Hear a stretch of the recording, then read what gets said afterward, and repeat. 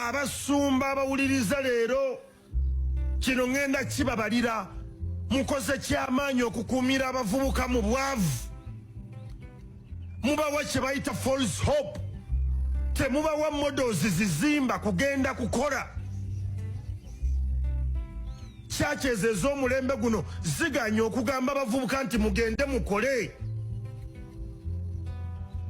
forums ez'enjawulo zendimu ndaba abawala n'abalenzi abali mu nsinga Egypt bagamba nti bamiitinga ku mizikiti gyabwe bamaseeka ne boogera ku bizinensi bamaseeka ne balaba abantu abayiti musennyo mu byensimbi ne mu bizinensi ne bakolawo modo eziyamba abavubuka ku mizikiti gyabwe naye gwe ku muzikiti gy'osalira wallahi njagala nkubuuze musiraamu mpuliriza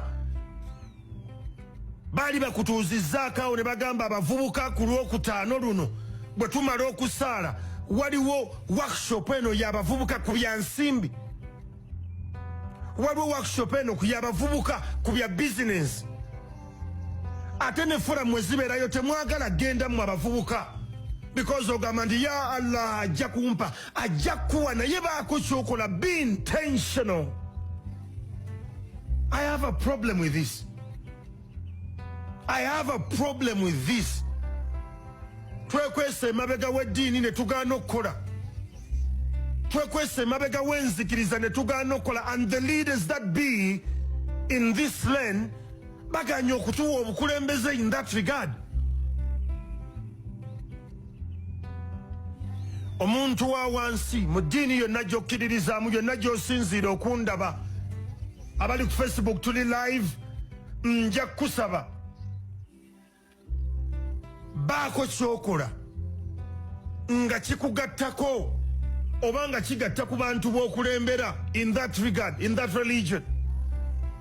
Tulekeraawo okukozesa religion as a tool okuhuuduwuukinga abavubuka oba okubasiba kantuntunu obutakola.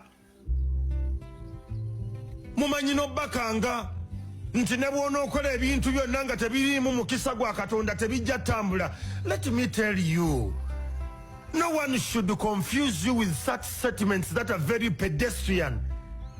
Buli muntu eyatondebwa Katonda yamumanya era yamutonda ng'amanya ajjamuwa omukisa.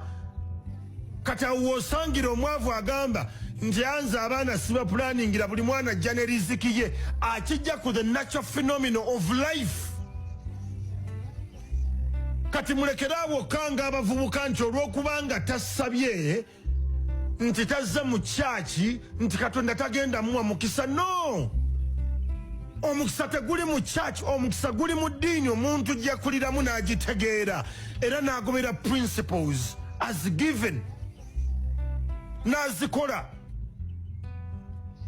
Mulekeraawo okugjamu abantu ekimu eky'ekkumi mu abasumba n'amakyaki naye ng'abavubuka temubempawarinze financially mentally okugaziya obwongo bwabwe. Twetaaga tumiitinga abavubuka twogere nabo ffe nga bannaddiini because batukkiririzaamu. Tutandiko mu kyaki mu mizikiti mwe tubeera mulimu abantu abayiseemu nga they're successful in business. Let's make those forums adequate and available for the youth. Tetulabye bukulembeze obwo bwe buba weebuli buli mu bibuga mu byalo tebuliiyo. Ebuyikwe gy'obeera wali owulidde ddi nti omuzikiti gundi ku Lwomukaaga bagenda ku miitinga ku nsonga eno? Wali owulidde Reverend ki agamba nti bwe tunaamala okusaba ku Sunday eno akawungeezi tulinawo oluku? Can we get to a level ne tugamba service ya leero ku Sunday tetugenda kwogera ku byakugenda mu ggulu byokka? Can we focus ku bintu bye tulabako nti abavubuka baavu?